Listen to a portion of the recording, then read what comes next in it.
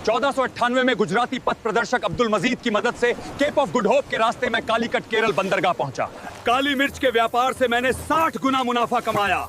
इसी ऐतिहासिक मुनाफे ने अन्य यूरोपीय कंपनियों को भारत आने पर मजबूर किया। 1502 में जमोरिन से संघर्ष के बाद 1503 में कोचीन में मैंने भारत की पहली पुर्तगाली फैक्ट्री स्थापित की थी। मैं पहला गवर्नर अल्मेडा था 1505 से 1509 तक। मेरी नीति का लक्ष्य जमीन नहीं बल्कि समुद्र पर राज करना था। 1509 की दीव की लड़ाई में मैंने गुजरात, मिस्र और तुर्की की संयुक्त मुस्लिम नौसेना को हराकर अरब सागर पर एकाधिकार कर लिया। मैं अल्बुकर्क था 1510 में।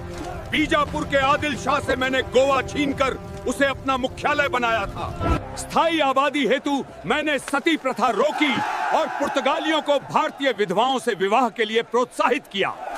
मैं गवर्नर नीनो दा कुन्हा 1529 से 1538 तक रहा। 1530 में मैंने राजधानी को कोचीन से बदलकर गोवा स्थानांतरित किया। मैंने गुजरात के बहादुर शाह से बेसिन 1534 और दीव 1535 में छीना।